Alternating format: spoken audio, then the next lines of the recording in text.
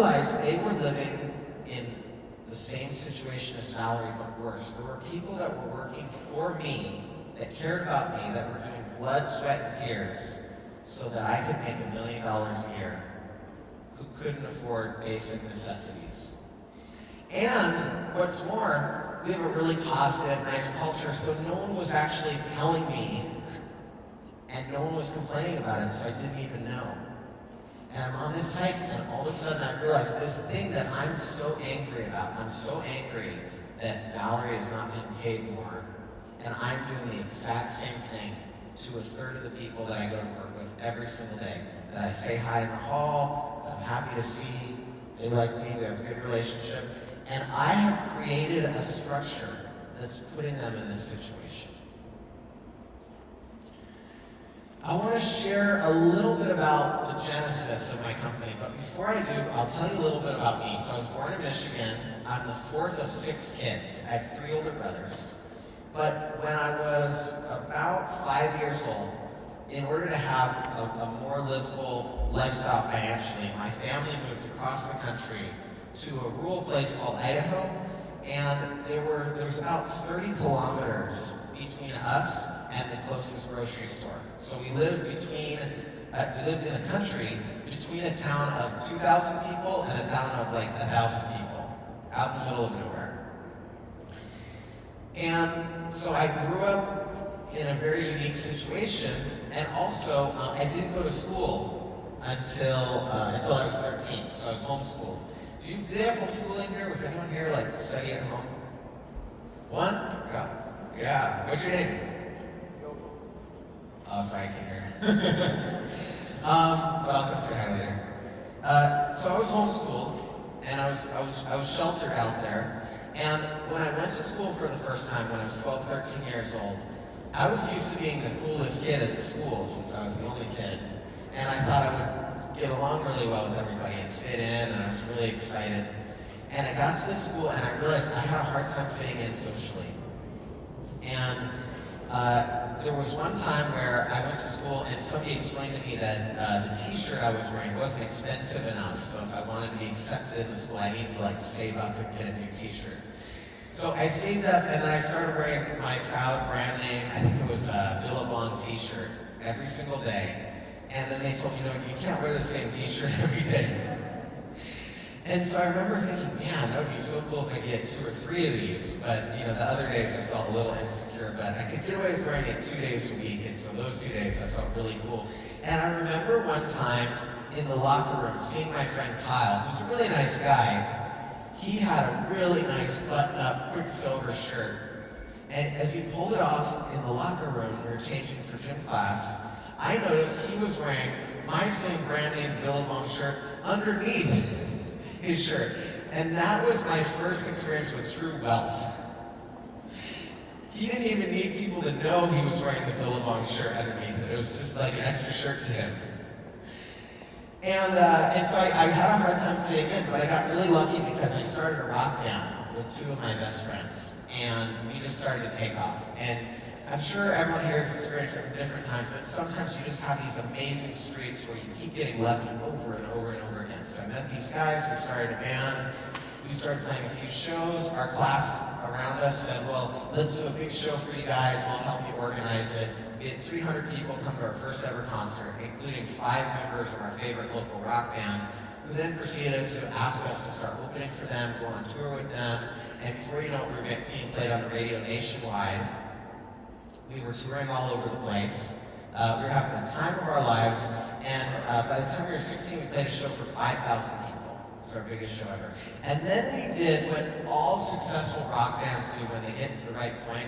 We stopped getting along, we started treating each other really badly, and we broke up.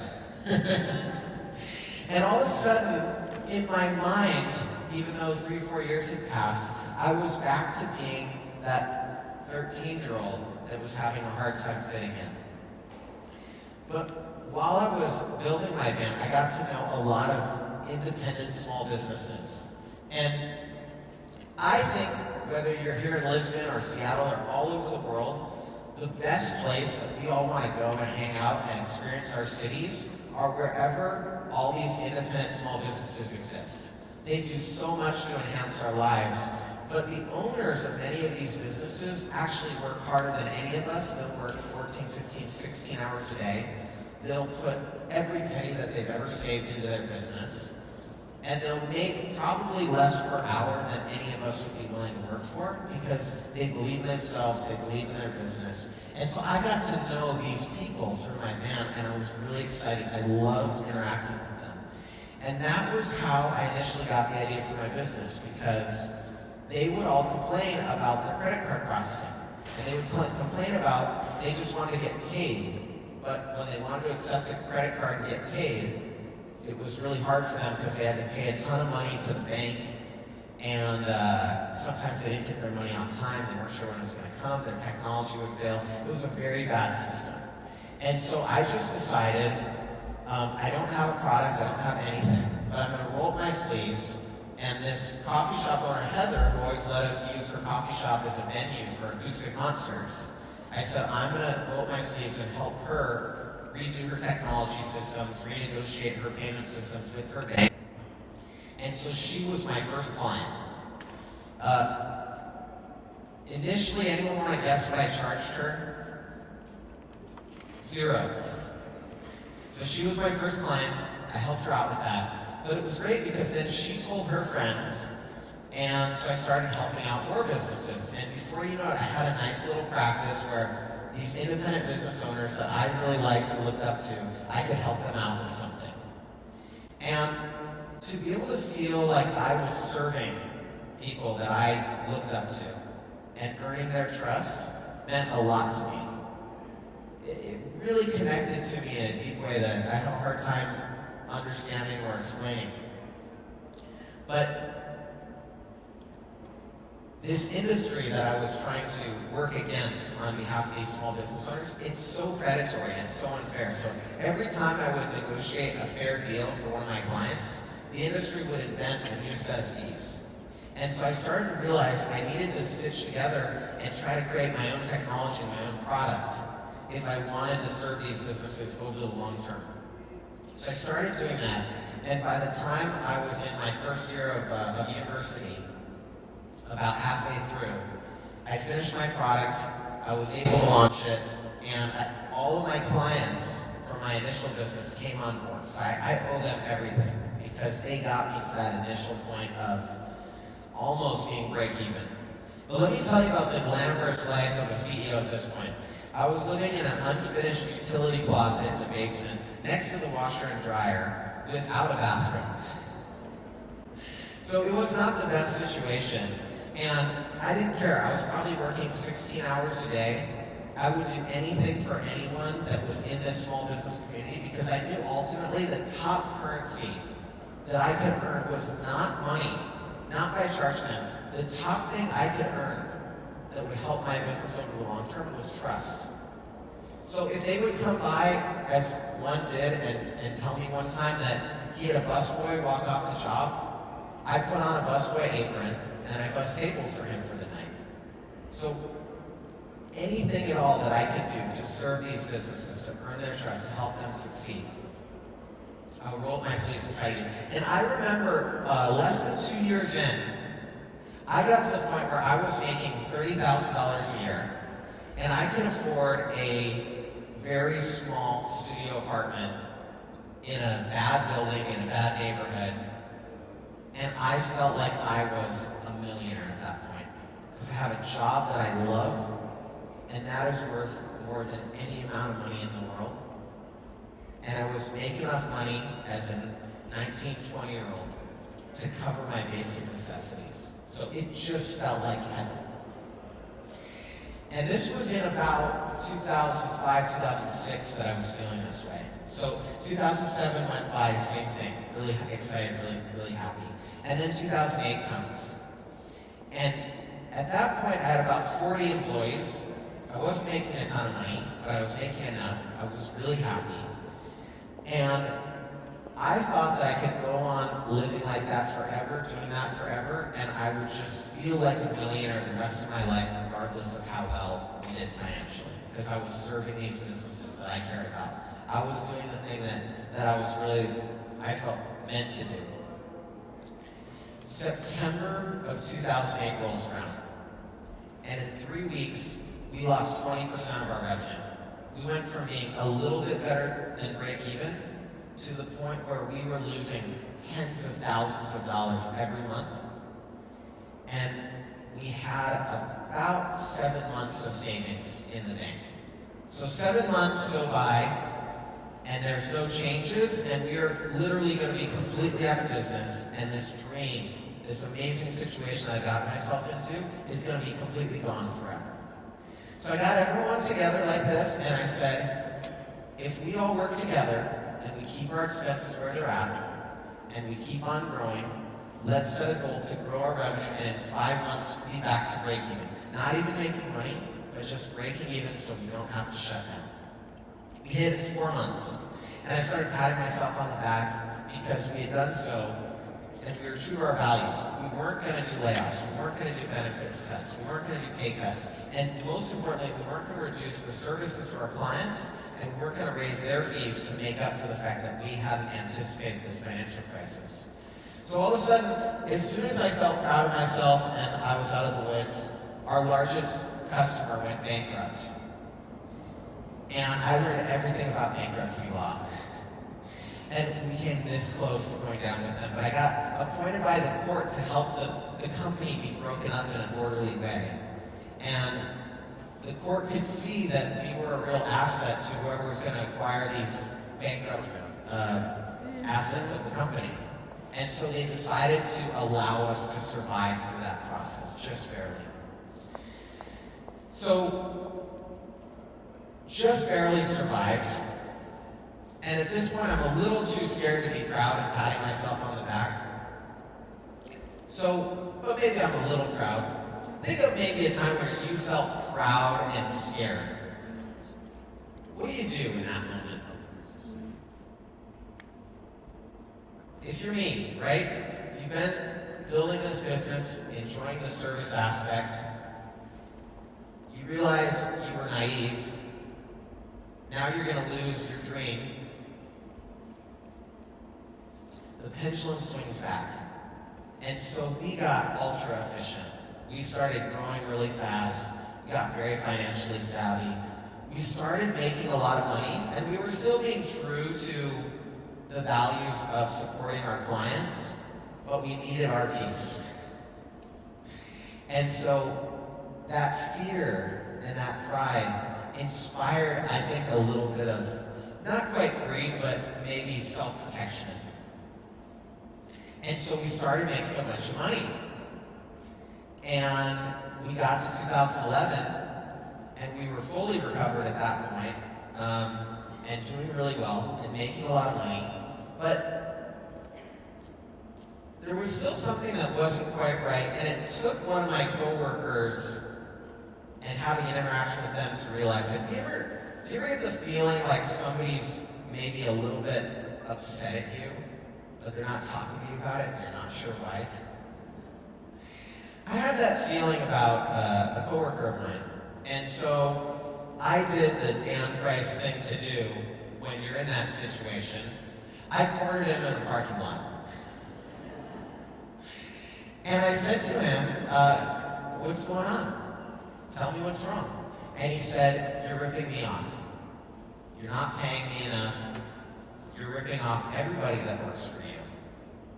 This was 2011. And in my mind, look what I had just done. I had led the company to recover. I had potentially saved all these jobs. No one had gotten cut. No one's pay had gotten cut. So I'm thinking, this guy should be thanking me, not criticizing me. What's wrong with him? So I decided to just check, though, with a few friends. So I checked with a few of my friends, and they all say, it's his responsibility what he makes. It's not yours. If he wants to make more, he should get a different job, which will allow him to make more. You don't need to think about that. And he needs to do more to merit getting pay raises. It's not your problem. The market's determining that.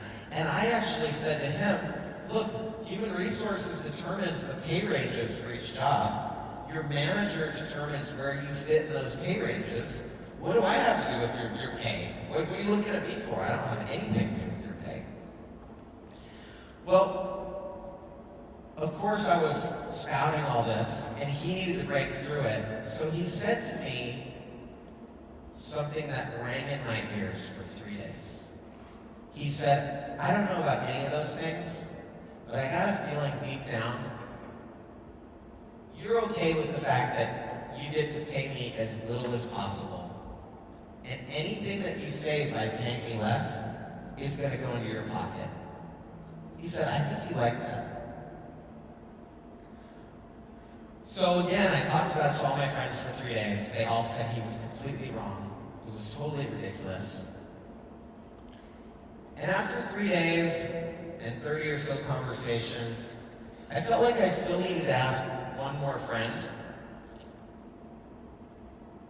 And that was a clue to me that maybe he was right and I was wrong. And it kind of hit me like a ton of bricks. It was really painful to admit to myself in the moment. But after I admitted it to myself, I stopped lying to myself about the situation, the fact that I had all this power, and I was happy about the fact that I had all this power. I was just able to kind of relax and accept myself for who I was at the time, and what I was thinking and what I was doing. Well, we actually had an across-the-board pay raise before our big, $70,000 announcement in 2015. It was a $1 per hour across-the-board pay raise, and it was in 2011 after this talk that I had with him. And it was the most we could afford at the time, but more importantly, we set a goal that we were going to shoot for average raises of 15% the next year. At our time, at our economy at that time, the average raise for workers was probably like less than 1% annually. So we thought if we can hit 15% just 1 year, it'll be more fair. And then we can move forward and just switch back to the old way of thinking. But we need 1 year to make it fair to everybody that works here. And I wanted to more fairly distribute the success that we were having as a company with everybody that was creating that success. So we went through 2012. We actually exceeded our 15% goal. We almost hit 20% on average. We were really excited. And everything happened but one thing. I wanted the company's profit to go down a little bit, and I wanted my share to go down a little bit so that it would be more fair and shared with everybody who's creating it. I grew up conservative Christian, and so I'm sure some of the people in the room maybe grew up Catholic. So guilt was in my DNA, and I needed to be punished.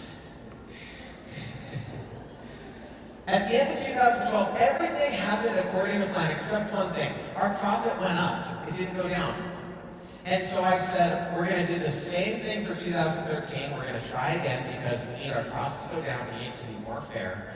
But I really emphasized to everybody, we're never going to do this again. If we did this 3 years in a row, we'd be completely out of business. Nobody can do that. It's completely unsustainable, and none of us will have jobs if we keep trying to think this way. So we can just do it one more year. 2013 came and went. We again got close to 20% raises. We exceeded our 15% goal. And again, our profit went up, not down. Well, at this point, I thought I had stumbled upon some missing link in economics. Like, what's going on? We're trying to pay people more, we're trying to make less money, and we keep making more money, and it's not working. So we did the same thing in 2014 and the beginning of 2015. And I felt like we had created the best company development, employee development structure in the world all of a sudden, because everybody was getting huge raises every year, averaging between 15 and 20%. And the company's profit was growing in a very big way every single year. And we had this doctrine that, we just pay the bare minimum market when you come in, but we're going to invest a lot in you, and 2, 3, 4 years down the line, you're going to be making a good amount of money, and this is a great place to come to work. And everybody at the company had kind of accepted that was the reality. And why would I try to mess with that? Because that's such a good thing. And I shouldn't have gone on that damn hike. So I was on the hike with Valerie, And I realized people in their first, second, third year at Gravity who weren't making a living wage were working just as hard as Valerie, were inspiring me, weren't complaining, and I figured they were probably in similarly difficult circumstances. I found out later that there was a woman, I mean, it's really hard to get a job working at this company, and it's only the best work really hard. There was a woman that was working there that lived in such a bad apartment, she didn't have running water for 6 weeks, and her landlord refused to fix it. There was a guy who would be constantly stressed at work, I found out all this later, because his 2-hour daily commute to live way out where there was affordable housing included a drive with his very old car, and he figured out that his tire was about to blow, but he couldn't fix it, and if it did, he didn't know how he was going to get to work the next day. So he was just waiting to not have transportation, not to be able to get to work, and this job that meant so much to him, that he loved and did such a great job at, he wasn't going to have it, we were going to have to hire somebody else. That was the situation that we were in because we didn't pay a living wage. So, for about a month or so, I'm not sleeping, because I know I have to do this thing, I can't get out of my mind, I'm trying to forget it, but I feel like, man, I'm in such a good situation. Why would I risk all this for this idea that I just can't seem to let go of? So we decided, well, maybe we could partly pay for some of the costs by doing some media and having the press come and cover it, we could get awareness, get some more clients. And we were trying to think of every which way we were going to be able to cover the cost, because out of a small company, it was going to cost us about $2 million a year to get these raises out. And a third of the people that work at Gravity were going to get their pay doubled, which is great for them, but very hard to figure out how to pay for. And I was traveling and staying in somebody's house in New York, or their apartment, and I just had a little bedroom with a shared bathroom. So I got to know the guy, and he worked at the New York Times. And he actually told me that he thinks somebody at the New York Times would be interested in hearing what we're doing and getting updates, so he put us in touch with somebody. So she ended up covering the announcement, and also the guy at the little NBC affiliate in Seattle, King 5, the little tiny TV station locally where I am, he had recently got promoted to NBC Nightly News, the biggest national news coverage in the United States. And he always wanted to stay in touch. So we told them both about what we were planning on doing, and they said, let's make this a big surprise and surprise everybody, all over the country with this news that you're going to make. So about an hour after making the announcement, well, firstly, when I made the announcement, everyone stood in stunned silence for about 7 seconds. And then I made the announcement again, and then everyone stood in stunned silence again. And I thought about making it a third time, and then somebody started screaming. And then everybody started screaming and clapping, and it was a great moment. And, it's all captured online. You can go on NBC News and see it. So it's really cool to have this documented. I mean, who gets that, their moment of triumph? Actually, you can, watch it, relive it over and over again. But then the NBC reporter, the New York Times reporter, she wanted to beat NBC in terms of getting the news out. So an hour after the announcement, she posted it on NewYorkTimes.com. And about a half hour later, I heard from one of my friends who's a real techie, hey, your story's #1 on Hacker News, which I'd never heard of. And I'm like, I don't know what that means. And then about an hour and a half later, I hear, hey, your story's #1 on Reddit. And I kind of know what that means, but not really. And then probably 2 or 3 hours later, it was the #1 news story. It was the #1 trend on every social network in every part of the world. And I'm not sure if we had become Ice Bucket Challenge or Gangnam Style, but there was some kind of crazy viral trend happening related to us, and it was really fun and exciting. And then I got a call, hey, Matt Lauer wants you to come to the Today Show for NBC and go on there tomorrow morning. And then Good Morning America, these are big rivals that hate each other. They're both arguing, trying to get me to go on them. And NBC flew me over to New York, but they had an escort with me the whole way because they were worried that ABC was going to intercept me.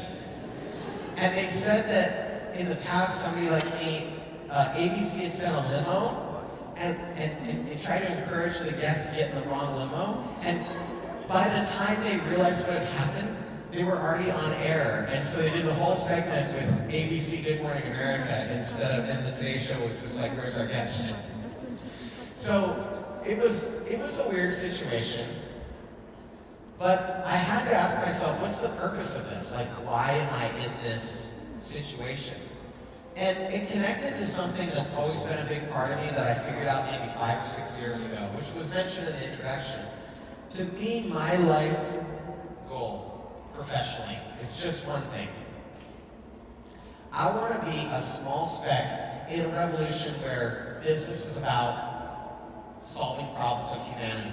It's not just about making money. Making money is just a means to an end, to getting what you want in life. And I realized that if I tried to ride this wave that I was on, I might be able to make a bigger difference on that bigger mission. So since then, I've tried to make myself available when possible to go out and do public appearances and those types of things. Very busy at work, but there was a lot of power for me in trying to take all the noise all around me and come up with the one thing that mattered to me most, at least professionally. And I'll maybe just leave you with this one piece of advice, and I'd love to have a conversation and open up to any questions. I think we have a microphone. I would love it if everybody here at some point in the next week sat down for a couple hours and just ask yourself professionally, what's the one thing that if you get, you'd be willing to give up everything else professionally for? We all want the same things in life, right? We want an easy job with lots of money and vacation, but we each have at least one thing where we'd actually be willing to give up that easy life for that one thing. And when you figure out what that is, it just makes life easier. It's more clear. And I think that when you have it, it puts you in a position to be bold and transparent. It puts you in a position to do something that I, as a CEO, absolutely need, which is to have people be honest. To have people stick up for what's right, regardless of what your boss tells you, regardless of what your customer tells you, regardless of what the market tells you. If you have that one thing, you can honor it. You're willing to take risks for it. If you get fired or don't get a promotion because of it, don't get a raise, can't take a vacation, you'll actually feel a pride about that will push you even further than you thought. The more you sacrifice for it, the stronger you'll be. And my email address is up here. If you have a good one, email it to me because I'm interested.